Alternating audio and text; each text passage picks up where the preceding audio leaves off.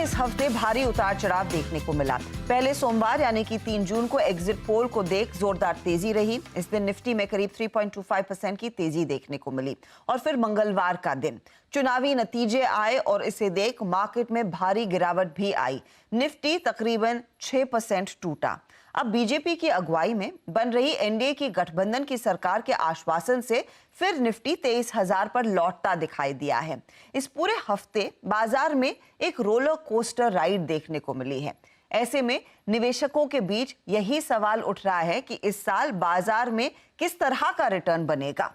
क्या double digit रहेगा या फिर सिंगल डिजिट से खुश रहना पड़ेगा। साथ ही वो रिटेल निवेशक जो एसआईपी के जरिए भर भर के इक्विटी बाजार का हिस्सा बने हैं, क्या उनका निवेश जारी रहेगा या फिर बाजार में बिकवाली के डर से वो गायब होते दिखाई देंगे। आज फायदेमंद फंड में ऐसे ही कुछ सवालों का जवाब हम देने की कोशिश करेंगे। नमस्कार, मैं हूं हर्षदा सावंत और मेरा साथ दे रहे हैं आनंद राठी वेल्थ के deputy CEO Firoz Aziz. Firoz, clearly quite a roller coaster ride इस बाजार ने दिखाई है। एग्जिट पोल के आंकड़ों के बाद जो नंबर्स हमने निफ्टी की तरफ से आते हुए दिखे और फिर ऑफ कोर्स इलेक्शन रिजल्ट वाले दिन जिस तरह की गिरावट रही, अब वॉलेटिलिटी बढ़ने का खतरा है इस मार्केट में, सभी लोग यही कह रहे हैं। और फियर थोड़ा बहुत जो मई में था एंड राइटली सो, वो परसिस्ट करने का डर है। ये बताइए, इस तरह की उठापटक में अप्रोच क्या होनी चाहिए? निवेशकों को कैसे इस मार्केट में उतरना चाहिए या फिर यहां से आगे की ट्रैजेक्टरी के बारे में सोचना चाहिए? Good afternoon Harshada. I think जैसे आपने कहा कि उतार चढ़ाव बढ़ गई, वॉलेटिलिटी बढ़ गई। अब मैं अपने एज एन एडवाइजर और डिस्ट्रीब्यूटर या क्लाइंट और एन इन्वेस्टर, मैं वॉलेटिलिटी को बहुत पॉजिटिव टर्म मानता हूं। ये खाली मैं एक पॉजिटिव स्पिन नहीं दे रहा हूं, बिकॉज वॉलेटिलिटी के कारण से ही आपकी ज्यादा रिटर्न बनती है। अगर वॉलेटिलिटी एक मार्केट की कम हो जाती है ना, आप ग्लोबल मार्केट्स देखें, जिन जिन की वॉलेटिलिटी बहुत कम हो गई उनकी रिटर्न भी कम हो गई। इनफैक्ट इंडिया की मुझे सबसे बड़ी ये डर थी कि इंडिया की जो वॉलेटिलिटी है वो S&P 500 से निफ्टी की वॉलेटिलिटी कम होती जा रही थी। इसका मतलब यह है कि आपकी फ्यूचर रिटर्न की potential in a low volatility market is lower. Volatility आपका दोस्त है, इसीलिए आपको 3 गुना एफडी से ज्यादा रिटर्न इक्विटी म्यूचुअल फंड दे देता है, दो गुना दे देता है, तो वॉलेटिलिटी की वजह। दूसरा, इंडिया में अमीर लोगों की कमी है, राइट? 1% लोग भी नहीं है जो HNI है। तो ज्यादातर इंडिया और इंडियन भारतीय जो हैं वो एसआईपी के माध्यम से इन्वेस्ट करते हैं। उसके लिए तो मैथमेटिकल एविडेंस है कि वॉलेटिलिटी जितनी होगी उतना आपको ज्यादा यूनिट्स की प्राइस की एवरेज में बेहतरी मिलेगी, क्योंकि ऊपर होगी तो कम यूनिट्स मिलेंगी और नीचे होगी तो ज्यादा यूनिट्स मिलेंगी। So volatility for an Indian retailer is far more important, because 20-21 crore तो एसआईपी के माध्यम से आ रहा है। That's point. अब रहा सवाल, अब इसको इसमें करना क्या चाहिए? मेरा तो ये कॉल था, क्योंकि एफआईआईज इतने लाइट गए थे इस इलेक्शन में, अनलाइक प्रीवियस इलेक्शंस, कि मार्केट में इतनी बिकवाली हो चुकी थी एफआई के माध्यम से, तो वो उनको सुकून मिला कि एक स्टेबल गवर्नमेंट तो है इंडिया में तीसरी बार। ये इतनी मामूली चीज नहीं है। लाइक ऑफ कोर्स बहुत बार बात हो चुका है कि थर्ड टर्म पहली बार मिला है, right, after 1960s। So I think FIIs are very relieved. इंडियनों ने बहुत ज्यादा अपनी उम्मीद बढ़ा ली थी एग्जिट पोल्स के बाद। सो आई थिंक रिटेल इन्वेस्टर को डटे रहना चाहिए। ब्रॉडर मार्केट में रैली कंटिन्यू होगी, आप एस्ट्रोनॉमिकल रिटर्न्स एक्सपेक्ट नहीं कर सकते। हमारी जो टारगेट प्राइस है निफ्टी की, जो हर स्टॉक की हम टारगेट निकालते हैं ब्लूमबर्ग से, एनालिस्ट से, अच्छे एनालिस्ट से, और फिर निफ्टी की एक टारगेट प्राइस निकालते हैं फॉर दिस फाइनेंशियल ईयर। वो अभी भी 9.5 से 11.5% अभी भी इस प्राइस से भी ऊपर है। This are target prices for individual stocks which we collect. Okay, तो क्योंकि पिछले 2-3 सालों में एग्जॉर्बिटेंट रिटर्न्स इंडेक्स ने आपको दिए थे, हमने कहां शुरुआत की थी पिछले साल की 23,338 तक का हाई भी देखने को मिला प्री इलेक्शन। क्या ये साल फिर से हाई पर हाई बनाने वाला मार्केट रहेगा? एंड मोस्ट इंपॉर्टेंटली फिरोज, अब निफ्टी हाई बनाता है, इट्स नॉट नेसेसरी कि आपका पोर्टफोलियो भी उसी तरह के चरम पर हो। तो औसतन एक होलिस्टिक पोर्टफोलियो किस तरह के रिटर्न्स दे सकता है? Should we get our expectations down to that average जिसकी बात होती है 10-12% वो मिल जाए तो काफी रहेगा? क्योंकि आदत उससे ज्यादा की हर रोज 13% कमाने की लोगों की हो गई है। बिल्कुल सही कह रही हैं हर्षदा। हमारी जो इसको ह्यूमन एरर को कॉग्निटिव बायस को रीसेंसी बायस कहते हैं। जो आपकी उम्मीदें होती हैं लास्ट 1 साल पे ज्यादा निर्भर होती है, ना कि लास्ट 5 साल के तजुर्बे पे। तो ये बहुत परिश्रम करना पड़ता है, रात दिन दौड़ना पड़ता है, अलग अलग लोकेशन को कवर करना पड़ता है। तो आप लोगों ने भी बहुत कष्ट उठाया है। मैं आशा करता हूं कि मीडिया जगत के सभी साथियों का स्वास्थ्य अच्छा रहा होगा और पिछले एक आध सप्ताह का जो विराम मिला है उसके कारण भी अब आप फ्रेश होकर के फिर से मैदान में आए होंगे। तो 18वीं लोकसभा, और वैसे भी हमारे यहाँ व्यक्ति के जीवन में 18वीं इसका बड़ा महत्व होता है। एक नए कालखंड में प्रवेश करता है टीनेज समाप्त करके। ये 18वीं लोकसभा एक प्रकार से नई ऊर्जा, युवा ऊर्जा और कुछ कर गुजरने के इरादे वाली ये लोकसभा है। और आजादी का अमृत महोत्सव के बाद का ये पहला चुनाव है। और एक प्रकार से ये वो 25 वर्ष हैं जो हमारे अमृतकाल के 25 वर्ष हैं, और जो 2047 देश जब आजादी की शताब्दी मनाता होगा, एक प्रकार से उन सपनों को साकार करने का एक बहुत महत्वपूर्ण पड़ाव ये 18वीं लोकसभा है।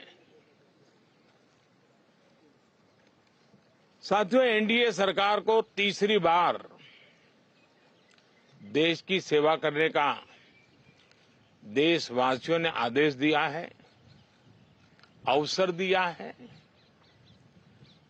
मैं देशवासियों का फिर से एक बार ये अवसर देने के लिए हृदय से आभार व्यक्त करता हूं। और मैं देशवासियों को विश्वास देता हूं कि पिछले 2 टर्म में जिस गति से देश आगे बढ़ा है, समाज के हर क्षेत्र में परिवर्तन साफ साफ नजर आ रहा है। 25 करोड़ लोगों का गरीबी से बाहर आना, ये अपने आप में हर भारतीय के लिए बड़ा गर्व का विषय है। और मैं देशवासियों को विश्वास दिलाता हूं कि 18वीं लोकसभा में भी, हमारे 5 साल के कार्यकाल में भी, हम उसी गति के साथ, उतने ही समर्पण भाव से देश की आशा आकांक्षाओं को पूर्ण करने में कोई कमी नहीं रखेंगे। आज सुबह एनडीए की मीटिंग हुई थी। एनडीए के सभी साथियों ने मुझे फिर से एक बार इस दायित्व के लिए पसंद किया है, और सभी एनडीए के साथियों ने राष्ट्रपति जी को इसकी जानकारी दी। और राष्ट्रपति जी ने मुझे अभी बुलाया था और मुझे प्रधानमंत्री डेजिग्नेटेड के रूप में काम करने एक नियुक्ति दी है, और मुझे शपथ समारोह के लिए और मंत्रिपरिषद के सदस्यों के सूची के लिए उन्होंने सूचित किया है। मोटे तौर पर मैंने राष्ट्रपति जी को कहा है कि हमें 9 तारीख शाम को सुविधा रहेगी।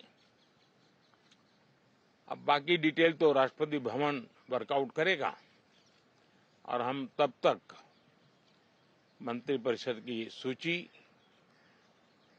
राष्ट्रपति जी को सुपुर्द करेंगे। उसके बाद शपथ समारोह होगा। साथियों, सरकार एनडीए की एक प्रकार से एनडीए 1, एनडीए 2 और एनडीए 3 ये एक निरंतरता है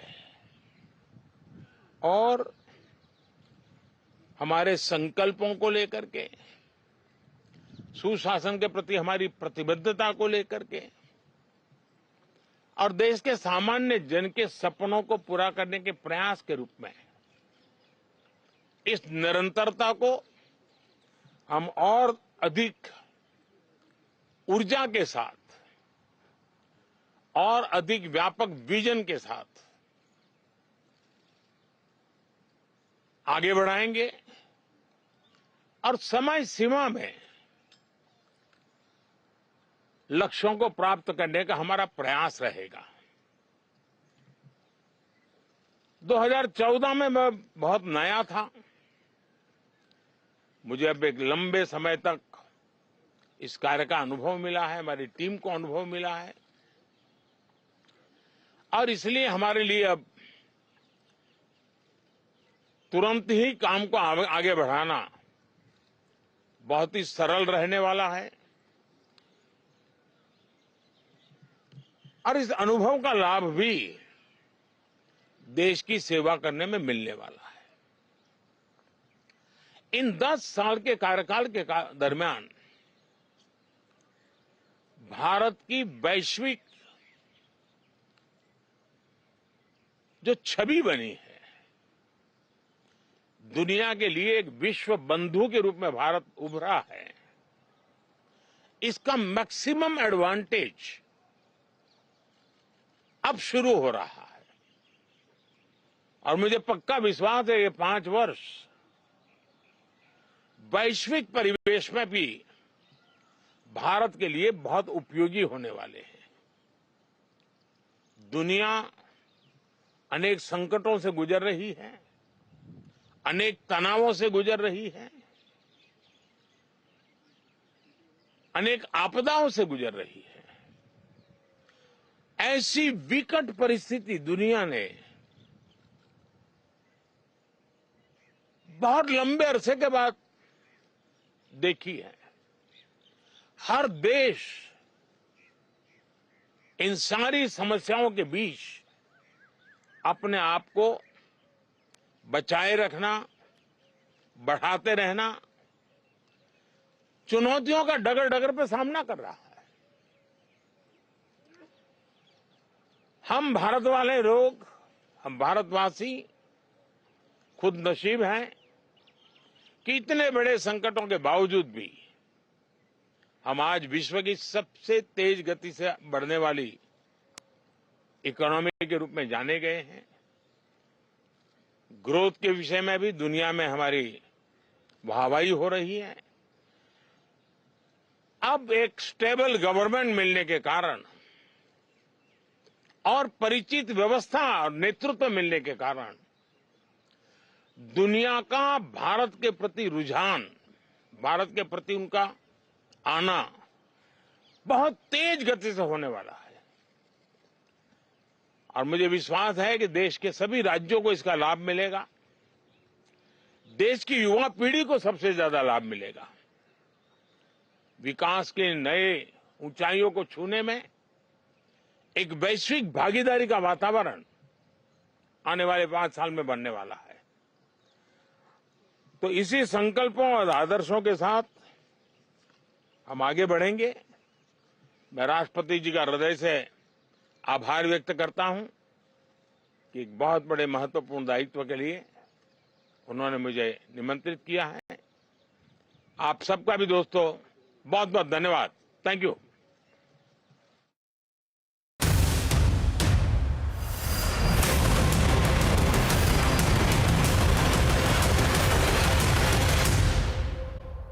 आनंद राठी वेल्थ के डेप्टी सीईओ फिरोज अजीज से। Now coming down to funds, considering इस शो का नाम फायदेमंद फंड है, अब किस तरह का फंड्स की तरफ रुझान रहना चाहिए? क्योंकि एक चीज हमने नोटिस की है कि स्मॉल कैप में भरपूर पैसा मिला, कई स्मॉल कैप फंड्स ने बम्पर रिटर्न दिए हैं। कितना अपने पैसे का allocation in small cap funds में, लेट्स डू उल्टा बात करें। नॉर्मली हम दिग्गजों से बात करते हैं, लेकिन स्मॉल कैप में इस समय कितना फिर एलोकेशन होना चाहिए, कंसिडरिंग आप वो डेटा पॉइंट भी कह रहे हैं कि स्मॉल कैप्स में एफआईआई का भी पैसा आ रहा है।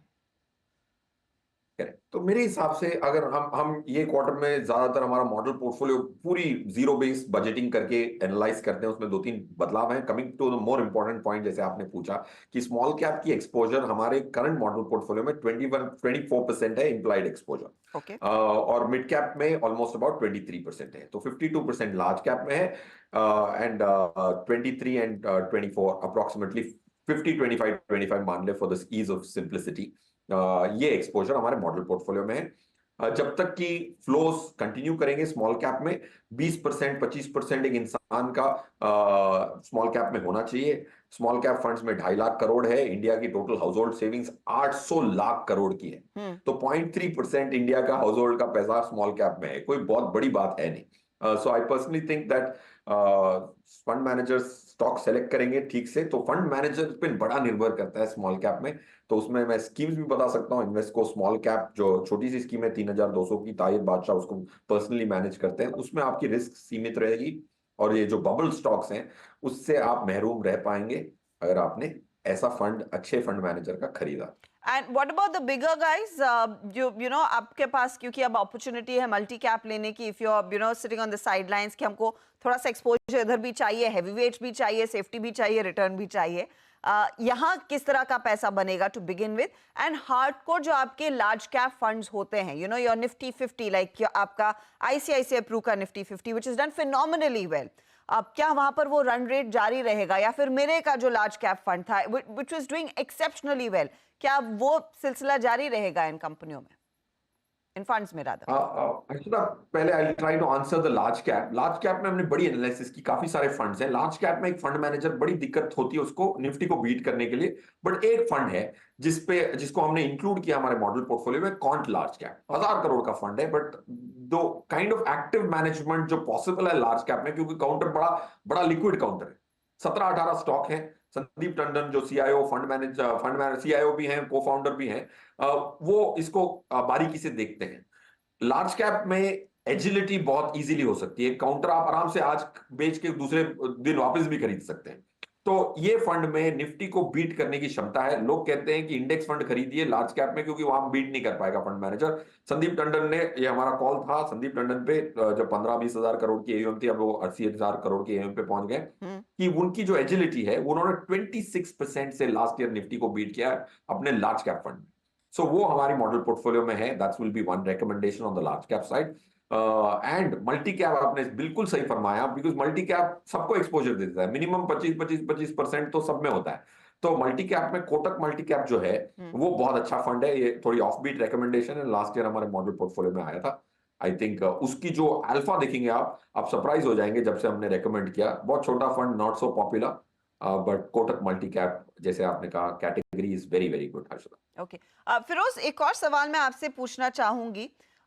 पिछले साल हमने देखा एक डिफेंस फंड आया, एक काफी अग्रेसिव पीएसयू फंड आया, कुछ स्पेसिफिक आप इन्हें सेक्टोरल फंड्स कहें या थीमेटिक फंड्स कहें, क्योंकि लहर वैसी ही थी। सरकारी कंपनियों में सबसे ज्यादा जोर, इक्विटी मार्केट निवेशकों ने सीधे तौर पर भी वो स्टॉक्स खरीदे और वहां पर भरोसा था क्योंकि पॉलिसी एक्शन देखने को मिला है। अब उसी पॉलिसी कंटिन्यूटी पर थोड़े से सवाल उठ रहे हैं, तो इस तरह के थीमेटिक फंड्स इस तरह के एनवायरनमेंट में क्या पैसा कमा कर देंगे? अगर किसी का पैसा लगा हुआ है, एसआईपी शुरू है, इन थीमेटिक फंड्स में क्या पैसा वो बरकरार रखना चाहिए, और it's time to reconsider this approach? Arshada, ये बहुत बहुत कंटेम्प्रेरी, बहुत ब्रिलियंट क्वेश्चन है, क्योंकि ये ट्रेंड चला हुआ है कि काफी सारे सेक्टोरल फंड्स लॉन्च हो रहे हैं, बट इसमें एक चीज छुपी हुई है। देखिए क्या हुआ है कि सेबी ने रोक लगाई हुई है कि एक एक कैटेगरी में आप इतने इतने एक एक फंड ही रख सकते हैं। तो अब सब एसेट मैनेजमेंट कंपनीज के जो कन्वेंशनल स्कीम्स थे वो तो पूरे हो गए, सबके पास एक लार्ज कैप है, लार्ज मिड कैप है, मल्टी कैप है, फ्लेक्सी कैप है। तो एक एसेट मैनेजमेंट कंपनी अपनी प्रोडक्ट बुफे को कंप्लीट करने के लिए थीमेटिक में काफी सारे पॉसिबिलिटीज हैं जो नया फंड वो लॉन्च कर सकते हैं। अब निवेशक को सोचना है कि भाई वो अपनी प्रोडक्ट पोर्टफोलियो को गैप को मीट कर रहा है, मेरे पोर्टफोलियो में गैप हो तो फिर मैं खरीदूं। काफी लोग नए एनएफओ खरीद रहे हैं। मैं किसी से मिला, उनका किसी का बच्चा था तो उसने कहा पहला स्कीम मैं कंजम्पशन का खरीद रहा हूं। मैंने कहा भाई मेरी 14 स्कीम है, 13 के बाद मैं एक थीमेटिक खरीद लूं अलग चीज है, तेरी पहली स्कीम एक थीमेटिक स्कीम कैसे हो सकती है? So point one I am making is when people are filling their product portfolio, आपको अपने पोर्टफोलियो का ध्यान, राइट? आप एक रेस्टोरेंट में जाते हैं, मेनू में 200 आइटम है, उसका फर्ज है कि भाई सब आइटम आपको दे, सब तो आप ऑर्डर करेंगे नहीं। So that's point one. Point two, 2008 में ये गलती कर चुके हैं लोग। अब काफी सारे नए निवेशक 2008 में कैपिटल मार्केट्स में नहीं थे, तो मैं इसको बोलना चाहूंगा हर न्यू इन्वेस्टर को। 2008 में भी बड़े इंफ्रास्ट्रक्चर की 2007 में बूम चली हुई थी। जो एग्जिस्टिंग फंड मैनेजर है, diversified large cap mid cap जिस डालते हैं, उन्होंने ऑलरेडी 40-50% इंफ्रास्ट्रक्चर स्टॉक में डाल लिया था जी। और इन निवेशक भी 25-30% का इंफ्रास्ट्रक्चर फंड खरीद रहे हैं। जब 2008 की क्रैश आई तो तब लोगों ने पोर्टफोलियो खोल के देखा तो 80% स्टॉक इंफ्रास्ट्रक्चर के थे, और इंफ्रास्ट्रक्चर ने 60-70% की गिरावट देखी। तो पोर्टफोलियो में जो वॉलेटिलिटी देखने को मिली काफी ज्यादा है। So thematic fund should be your 10th fund, can't be your 3rd fund, is my belief. And आप इतने कैरिड अवे ना हो जाएं, क्योंकि उनका तो फर्ज है एसेट मैनेजमेंट कंपनी का कि आपको मेन्यू में ज्यादा आइटम दे। पूरे ऑर्डर करेंगे तो फिर हाजमा ठीक नहीं होगा। फिरोज, फाइनल कॉल मैं आपसे लेना चाहूंगी। अब अज्यूमिंग किसी के पास वो लमसम पैसा है, वुड यू से कि उसे सीधा लगाया जाए थ्रू एन एसटीपी, और just pick a fund and just put everything there, ज्यादा बेहतर क्या होगा? बिकॉज हर फंड आपको एसटीपी का मौका नहीं देता है। Correct Harshada, again a very good question, because investor के मन में यही आता है। बट देखिए, इसके पहले आपको ये आंसर सबके लिए अलग होगा। तो इस पे आपको ये चेक करना है कि आपकी जो लमसम पैसा है, आज समझो मेरे पास 100 रुपए हैं इन्वेस्टेड ऑलरेडी, और वो इक्विटी के 100 रुपए हैं फॉर एग्जाम्पल, और मेरे पास लमसम आया है 20 रुपया, तो मैं 20 रुपए को स्टैगर करूंगा। अगर मेरे पास पैसा ही नहीं है इक्विटी में और मेरे पास लमसम पैसा आया तो मैं एक मुश्त लगाऊंगा। सो डिपेंड्स ऑन आपकी लमसम के पैसे कितने हैं as a proportion of already आप कितना इन्वेस्ट कर चुके हैं। अगर किसी ने निवेश नहीं किया तो मैं बोलूंगा बजट के पहले ही डाल दो, आपको वेट करने की जरूरत नहीं है, क्योंकि आपके तो पैसे लगे ही नहीं। इफ यू आर इन्वेस्टेड, गले तक आपकी इन्वेस्टमेंट हो चुकी है और आपके पास एक मुश्त किसी से बोनस आ गया, आपके एम्प्लॉयर से एक क्वार्टर में आता है, तब आप स्टैगर करें, 25% आज डाल दें, बजट के बाद 25% डालें, फिर ऐसे ही करके स्टैगर करके by before US election you can enter your money. Firoz, बहुत बहुत शुक्रिया हमारे लिए समय निकालने के लिए। It's always a pleasure speaking to you, and I am sure इस चर्चा को सुनकर कई लोगों के कई सारे सवाल, कंफ्यूजन आपने दूर किए हैं। Thank you for your time. Thank you. चलिए इसी के साथ